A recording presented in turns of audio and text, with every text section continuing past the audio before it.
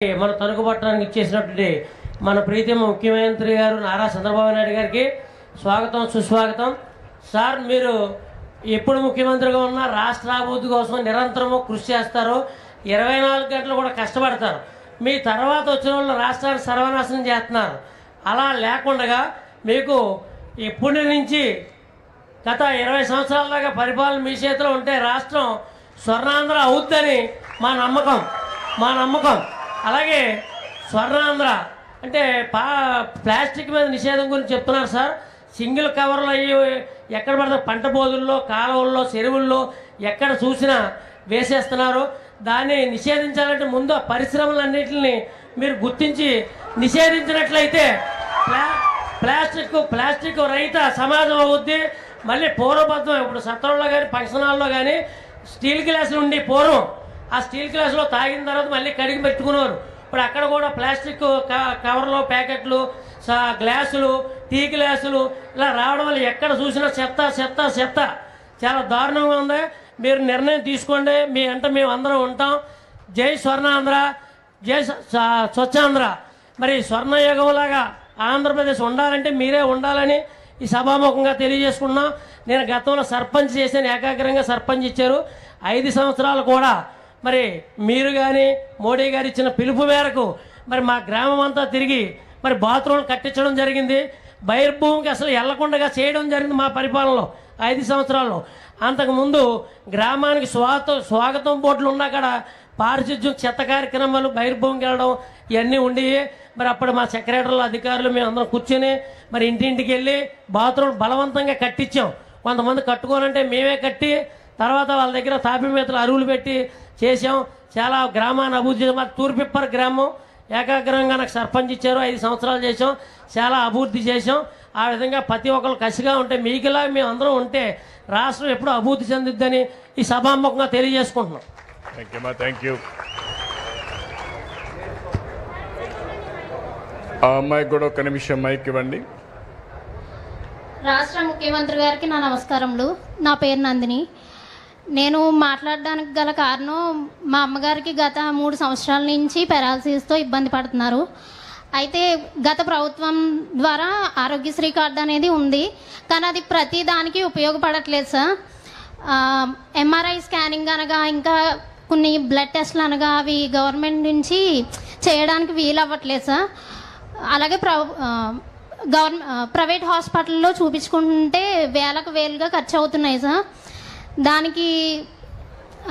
దానికి మేము ఏదో రకంగా మధ్యతరగతి కుటుంబాలు చూస్తూ వదిలేయలేం కదా సార్. అందుకనేసి అక్కడ ఇక్కడ అప్పులు తెచ్చి ఏదో రకంగా బతకాలి అన్న ఉద్దేశంతో ట్రీట్మెంట్ అనేది చేస్తున్నాం సార్. 3 సంవత్సరాలుగా గాయత్రి న్యూరో హాస్పిటల్లో ట్రీట్మెంట్ చేస్తున్నాం సార్. సో చాలా ఖర్చు అయింది సార్, లక్షల్లో అయ్యింది. మా దగ్గర రిపోర్ట్స్ అవి ఉన్నాయి సార్. మేము డిసెంబర్ నెలలో పెన్షన్ కోసం అనేసి, పెరాలసిస్ పెన్షన్ కోసం అనేసి అప్లై చేస్తే సదరన్ సర్టిఫికేట్ కోసం స్లాట్ బుక్ చేశారు సార్. గవర్నమెంట్ హాస్పిటల్కి వెళ్తే మేడం రావట్లేదు, మేము తర్వాత కాల్ చేస్తాం అనేసి పంపించేసారు సార్. అలా మేమే అని కాదు సార్, ఏలూరు నుంచి ఇంకా చాలా దూరం నుంచి కూడా వచ్చి వాళ్ళు పెరాలసిస్తో ఆ పేషెంట్ తీసుకొచ్చి చాలా ఇబ్బంది పడ్డారు సార్. మళ్ళీ తిరిగి వెళ్ళిపోయి వాళ్ళు కాల్ చేయకుండా ఇప్పటికీ కూడా పెన్షన్ అందక ఇబ్బంది పడ్డారు. ఆ పెన్షన్ అనేది వస్తే కొంచెం మందుల కన్నా ఉపయోగపడతాయి కదా అన్న ఉద్దేశంతో మాట్లాడినాను సార్. అలాగే గవర్నమెంట్ నుంచి ఆరోగ్యశ్రీ పథకం అనేది బ్రీఫ్గా చెప్పు, అందరూ మాట్లాడాలి కదా. Okay sir. ఇప్పుడు ఏదైతే అమ్మాయిది కలెక్టర్ గారు అమ్మాయి పేరు రాసుకోండి, వెరిఫై చేసి ఇమీడియట్ కంప్లీట్ చేయండి. ఏం లేదు సార్, ఓన్లీ పెన్షన్ రావాలి, సీఎం రిలీఫ్ ఫండ్కి కొంచెం రావాలనేది నా ఉద్దేశం sir. Thank you sir. Okay, ఇప్పుడు మళ్ళీ మాట్లాడుదురమ్మా. కూర్చోమ్మా, మాట్లాడుదమ్మా, కూర్చోమ్మా. ఏదైతే కూర్చో తమ్ముడు, కూర్చో మాట్లాడదాం, కూర్చోండి. మీరు కూర్చోవయా, కూర్చో, చెప్తే వినవే. నువ్వు కూడా కూర్చోవయా, కూర్చో, మాట్లాడాల. నువ్వు చాలా తెలివైన వాడివి, పనిచేయాలా, పనిచేసేది కూడా నేర్చుకోవాలి, మాట్లాడమే కాదు. మీరందరూ ఎట్టున్నారంటే నాకు పనులు చెప్పేసి వెళ్ళిపోదామని చూస్తున్నారు. నేను వచ్చింది మీ బాధ్యతలు కూడా గుర్తు చేయడానికి వచ్చాను. రెండూ ఉన్నాయి. ఎవరైనా సరే హక్కులు అడిగేవాళ్ళు బాధ్యత కూడా ఉండాలి. మీరు ఎవరైతే ఈరోజు బ్రహ్మాండంగా పనిచేశారో స్వచ్ఛ ఆంధ్రప్రదేశ్లో వాళ్ళు మైక్ అడగలేదు, వాళ్ళకి ఎత్తుక్కుంటూ మేము అవార్డులు ఇచ్చాం. ఆ పరిస్థితి అందరికీ రావాలి, సమస్యలు పరిష్కారం చేయాలి, నేను చేస్తాను. కానీ కొంతమంది ఆ కుర్రాడు ఉన్నాడు, బాగా యాక్టివ్గా ఉన్నాడు, ఆయనకు మైక్ కావాలి. అంటే ఒక విషయం అందరం కూడా గుర్తుపెట్టుకోవాల్సిన అవసరం ఉంది. ఇంత మునుపు ఎవరైనా సరే ముఖ్యమంత్రి వచ్చాడా, ఈ మరి మీటింగ్ పెట్టాడా? జరిగాయా మీటింగ్లు? ఎప్పుడన్నా మైక్ ఇచ్చారా? ఎప్పుడన్నా తనుకే కాదు ఎక్కడికైనా వచ్చాడా? వస్తే నేరుగా పరదాలు కట్టుకొని వచ్చేవాళ్ళు,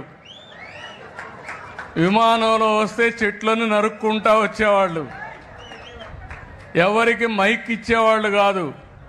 మీరెక్కడో కూర్చుంటే వాళ్ళు ఎక్కడో కూర్చునేవాళ్ళు, ఆకాశంలో ఉండేవాళ్ళు.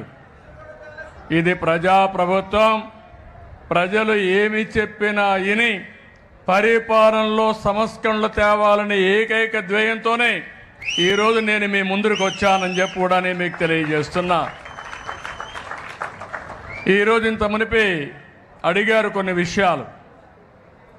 మీరు కూడా ఆర్థిక పరిస్థితులు కూడా ఈ రాష్ట్రంలో ఎట్టున్నాయంటే 10 లక్షల కోట్ల రూపాయల అప్పు, దానికి వడ్డీ కట్టాలి, అప్పు తీర్చాలి, సంపాదించాలి, మీ కష్టాలు తీర్చాలి.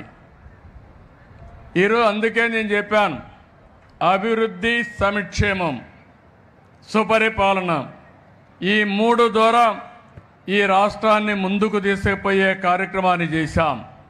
ఈరోజు మీరందరూ ఉన్నారు. నేను 4వసారి ముఖ్యమంత్రి, 4వసారి ఎప్పుడు కూడా నాకు ఇన్ని ఇబ్బందులు కనపడలేదు. నాకే వెసులుబాటు దారి కనపడడం లేదు. అంటే అంత రాష్ట్రాన్ని పూర్తిగా విధ్వంసం చేసే పరిస్థితికి వచ్చారు. ఆ రోజు ఈరోజు చెప్తున్నాను, నేను ఈరోజు ఆలోచిస్తాను, రేపు ఆలోచిస్తాను, ఎల్లుండి ఆలోచిస్తాను. ఇప్పుడే ఒక మిత్రుడు అన్నారు, 2004లో కానీ మీరందరూ ఓట్లేసి నన్ను గెలిపించుంటే ఈరోజు హైదరాబాద్, ఆంధ్రప్రదేశ్ ఎక్కడుందో మీరే ఒక్కసారి ఆలోచించుకోవాలి. 2019లో మళ్ళీ ఆ రోజు కూడా గెలిపించుంటే మళ్ళీ విభజన జరిగిన రాష్ట్రాన్ని మనం అగ్రస్థానంలోకి తీసుకుపోయేవాళ్ళం. అందులో కొన్ని తప్పులు నావి ఉన్నాయి. మీరు కూడా ఎక్కడికక్కడ ఓకే వేరే వాళ్ళు వస్తే ఏదో ఉద్ధరిస్తారనుకుంటారు. మళ్ళీ ఇదంతా కూడా చూస్తే వైకుంఠపాళి మారి పైకి ఎక్కడం, కిందన పడడం, మళ్ళా నేను పైకి తీసుకెళ్ళడం, ఇది ఒక అలవాటుగా మారిపోయింది. ఈరోజు గుజరాత్ ఉంది, 20 సంవత్సరాలుగా ఒకే ప్రభుత్వం ఉంది. మోడీ గారు సీఎంగా ఉన్నారు, ఆయన కంటే ముందు కూడా గవర్నమెంట్ ఉంది, మళ్ళా ఆయన సీఎం కొనసాగాడు, ఇప్పుడు ఆయన పీఎం అయ్యాడు. ఆ రాష్ట్రంలో బీజేపీ గవర్నమెంటే ఉంది. దానివల్ల లాభం ఏంటని మీరు ఒక్కసారి ఆలోచిస్తే, ఎప్పుడైతే కంటిన్యూగా ఒక ప్రభుత్వం ఉంటే పనులు కూడా స్థిరత్వంగా జరుగుతాయి, దానివల్ల అభివృద్ధి కూడా సుస్థిరంగా ఉంటుంది. ఈ విషయం మనందరం గుర్తుపెట్టుకోవాలి.